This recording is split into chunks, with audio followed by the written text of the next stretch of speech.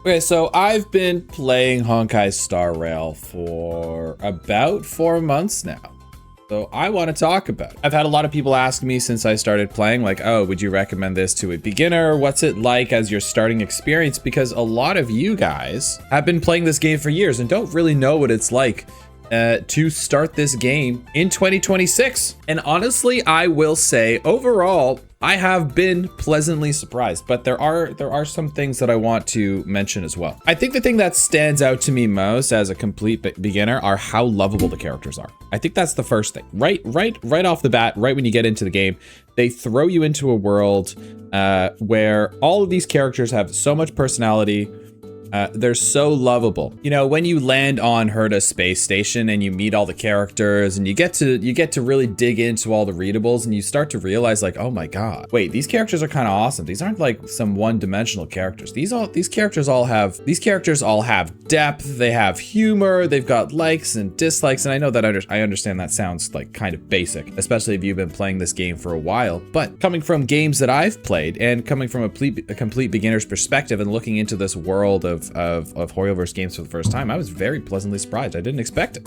I mean, the side characters have personality and side quests for the side characters. It's pretty amazing. Something else that really impressed me with the game right off the bat were the gameplay animations. This is a turn-based game. Keep that in mind. It's not a fighting game where things need to be quick and you need to have fast reactions, so the ultimates and all the abilities need to be quick and snappy as well.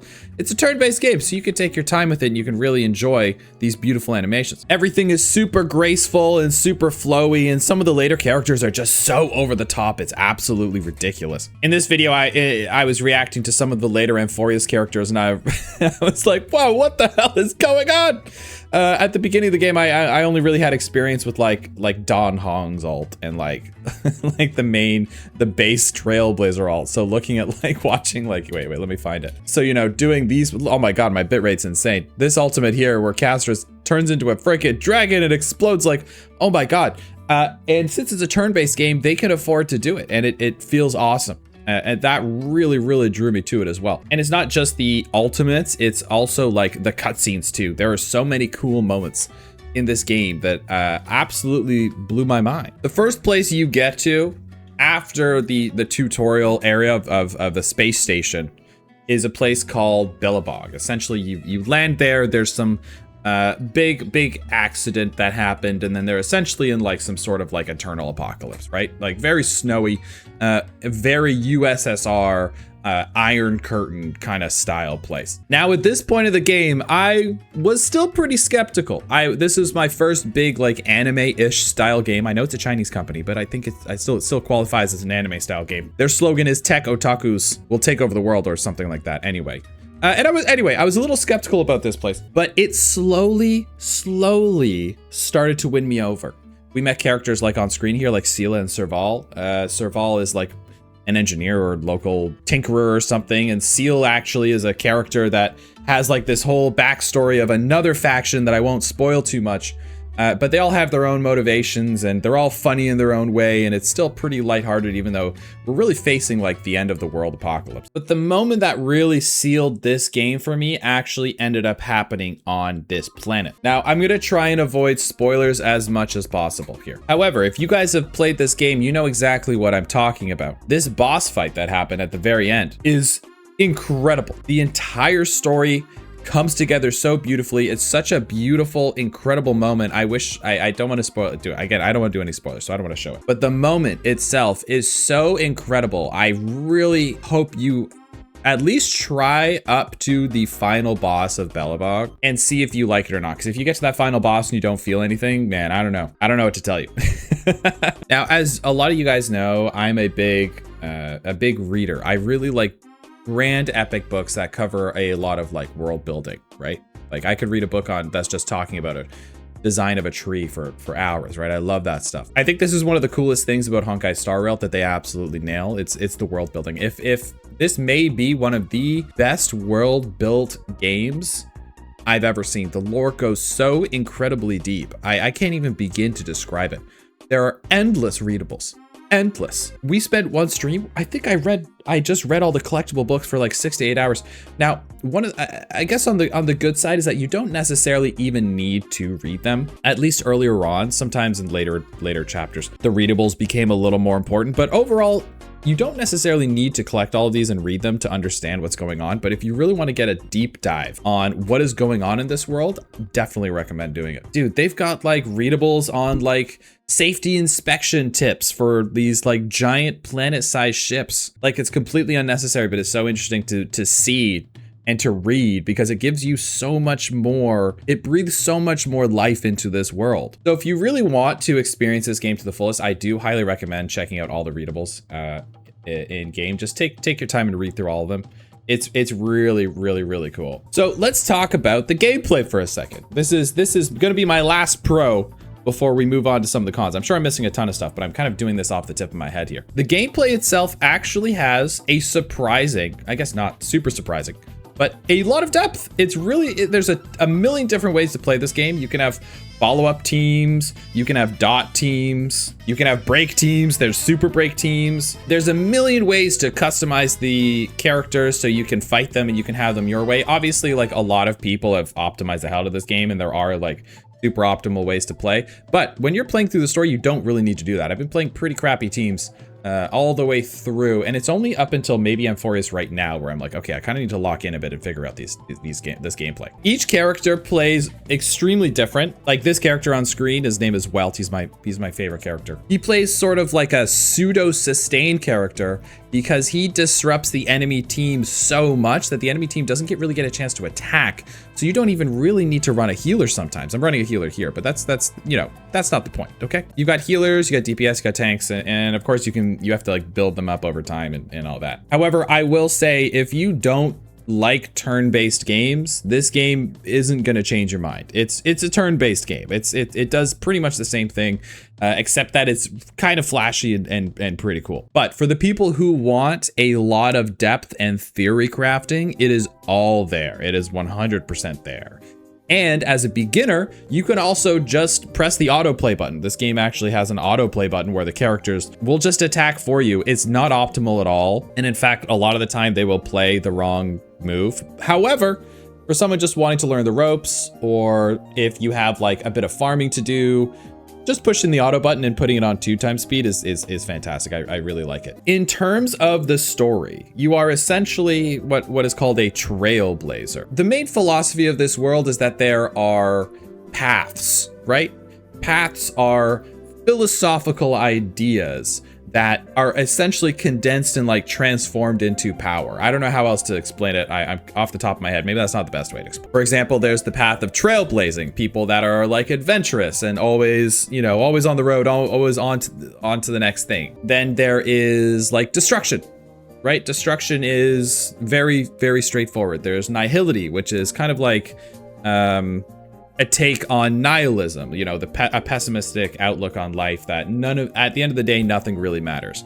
Preservation, propagation, and each planet that you go to will tackle these philosophical concepts and paths in really fun and creative ways. The first place you go to kind of focuses on like preservation. The tutorial level is like erudition, which is like the study of like deep knowledge, like scientific genius. And I won't spoil it past that. But the game gets surprisingly deep. The writing gets surprisingly deep. And a lot of the time after we have like a deep philosophical conversation with a character about a certain path or the meaning of life, I often have to take a break and actually process it, because generally after the conversation, I have no clue what's going on. Now, that brings me into some of the negatives of this game. You know what? Let me rephrase that. I won't necessarily say negative, but things that I think that some people probably might not enjoy about this game, but others totally could. Let's phrase it like that way, because I do like some of these in this list. The first thing I want to talk about that I think a lot of people complain about is the writing. Earlier on, it is pretty condensed and you speed through places pretty quickly. However, it is still a visual novel. What you're seeing on screen right now is how you converse with the world, right? It's like these cutscenes where these characters stand around and they talk in a circle with like not too many animations. The voice acting is fantastic, and that is definitely a big plus, which I forgot to mention. But this is pretty much it. You get some really amazing cutscenes that are properly animated and like super badass for all the hype moments. A lot of times on stream, I just find myself sitting here listening to conversations, which is fine. I enjoy that. However, for a lot of people, I could see why you didn't like it, especially on later arcs. The game can get a little bit philosophically convoluted once you start to get you past and take the training wheels off in the first few patches. Because after the first few worlds, they really just throw you into the deep end philosophically and world building. Like the second planet we go to, I was like, holy, this is crazy. There's so much, it's so overwhelming. I personally enjoyed it, but you do have to take your time with it. And the later on you go in the game, the more flowery the writing tends to get. I don't know if that's because this is a Chinese company and the way a lot of Chinese poets write and a lot of Chinese philosophy can be a little flowery as well. I've definitely noticed that in my studies in the past, but sometimes we're in the story and I'm just like, dude, I get it. Wrap it up, brother. I get it. It's cool. Let's move on. And they'll talk about the same thing for another like 15 minutes. It's kind of grating in some places, honestly. Overall, it doesn't bother me too much. The current patch that I'm in is about 50 to 60 hours. That's what people are telling me. And I'm 20 hours in and I'm absolutely having a blast. It's 20 hours of just conversing and talking and getting to know all the characters and world building. So I personally really like it, but I could totally see why some people would not enjoy it. Now, if you're going to start this game for the very first time, there's something you do need to know, and that this is a gacha game. G-A-C-H-A. If you don't know what a gacha game is like a live service game where they have patches that come out every 4 to 5 weeks. These patches contain characters, right? In the form of something called a limited banner. Now, the only way you could get this character is by what we call pulling them, okay? Pulling them means over the course of while you're playing this game every single day, you gain some currency. These currency in this game is called Stellar Jades. By doing dailies, you earn about 60 a day, and then you can spend $5 a month. And then every time you log in, you get an extra 90 jades a day. You get jades for doing everything, questing, completing achievements. And then when you get like, I think it's 160 jades, you can do one pull. Now, essentially, it's a gambling system. And the only time you can get this new limited character is during their limited banner. If you don't get lucky enough to get this character during that time, they are gone until the banner is back. And I'm not gonna lie, that pisses me off. I don't like it. It's not like a regular game where you can just grind out all the new characters and get achievements. Once they're gone, they are gone until they decide to bring this character back. You can get more pulls by spending money, which I also don't like. And it gets even worse than that, because if you pull a character multiple times, they actually get stronger, right? You can pull them up to, I think, 6 times. And every time you pull them again in multiples, it unlocks new things that make them stronger, new tiers. So like if you pulled this character on screen, Firefly, 6 times, instead of 1 time, she's gonna be way stronger. Now, you can play this game as a complete free-to-play account. I spend $5 a month on getting the daily extra 90 jades, and then I get the battle pass as well sometimes. But that's it. I don't spend money on anything. I don't spend money on anything else. It's really not insane. But that means if there's a bunch of characters that drop patch after patch after patch that you want, you're gonna be really hard pressed to get all of these characters. I'm not gonna lie. It's gonna be tricky unless if you're playing every day and you get a little bit lucky, you can get everything you want. But these characters also come with light cones. It's basically a card that you get that you put on your character that enhances like their main stat or the best thing about them as well. It's kind of like giving your character like their signature legendary weapon or something like that. And those are also unlimited banners a lot of the time, so you need to pull for those as well. So if you want a character and you want him to be as strong as possible, you have to not only pull them a bunch of times, but also get their light cone that you can also pull a bunch of times. It's kind of ridiculous. However, you don't need these characters to be at their absolute max strength to play this game at all. You can just level them up and play normally and spend literally $0 and you can get through the story no problem. But some of the late game stuff and some of the way that the characters are, the later characters are, they definitely outscale the older characters for sure. When I started playing, they just reintroduced this character, the Dahlia, and she created, I think she did something called Super Break, which was like at the time like the meta. So you essentially had to pull these new characters if you want to be able to keep up with the very, very cutting edge late game stuff, which I guess is understandable, but this game does power creep pretty hard. But I will say it is very satisfying when you actually do have an on meta team and you have all the characters and you get to play at this very high level. It is fun. It's fun. I enjoyed it, but this isn't like a game like, I don't know, Elden Ring, where you can just grind it out, get really good at the game, get all your weapons leveled up. This is kind of like, it's kind of time gated in a way, which I guess it's designed to max you out on playing the game as much as humanly possible. Like, I play this game pretty much every day right now, at least to log in and do the dailies. And I kind of feel like I'm behind, which is honestly insane to say. So realistically, like if you wanted to like max out a character, you could be easily spending like $2,000 to $5,000, which not many people do at all, but some people definitely do it. But you don't need to do it. Overall, would I recommend this game to people? Yeah, it's fucking awesome. I'm not gonna lie, like cons aside, every game has its problems and the gacha space actually might have more problems than other game spaces, but overall the game's fantastic. The story is incredible, dude. Like I tried to make this as spoiler less as possible, but I cannot emphasize how good the story is if you like depth and world building, bro. This game has so much depth in kind of like every aspect. It's really cool. You're on a giant space train going from planet to planet. Every time you get to a new planet, it's just like a lore bomb. And the actual storylines that take place in each planet, honestly, get better and better. Sure, they get a little bit longer and they get a little more convoluted, but bro, I'm in Amphorius right now. Holy, the story is absolutely insane. It's kicking off. I'm absolutely loving it. And the ones previously before that too were awesome. It's got everything that a really great story needs. It's got fantastic, lovable characters. It's got tragic characters. It's got badass characters. It has hype, incredibly hype moments. Amazing music. Can we talk about the music for a second? Honkai Star Rail has some of the best music in any video game, dude. And I can't even express. I play so many video games, dude. Some of the coolest music, bro.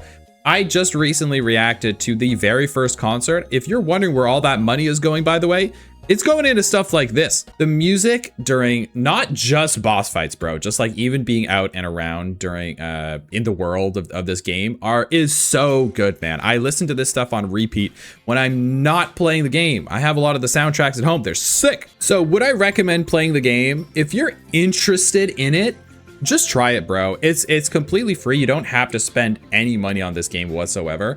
I would highly recommend playing up to the end of the Bellabog arc. At least get to the final boss fight and then make up your mind if you don't want to play it, because if you liked that moment, it's only going to get better from there.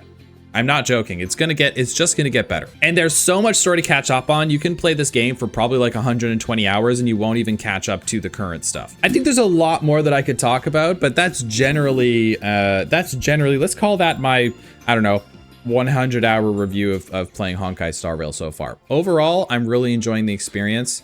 I started off a little skeptical, but the game has so many cool ways. Like there's so much cool fan art. They do so much cool stuff on the side on social. And when you take their entire universe, their ecosystem of everything that they do, and you start to slowly experience it like these players that have been playing it right from the start, then you really start to love the game even more on like a much deeper level. It's very hard to explain.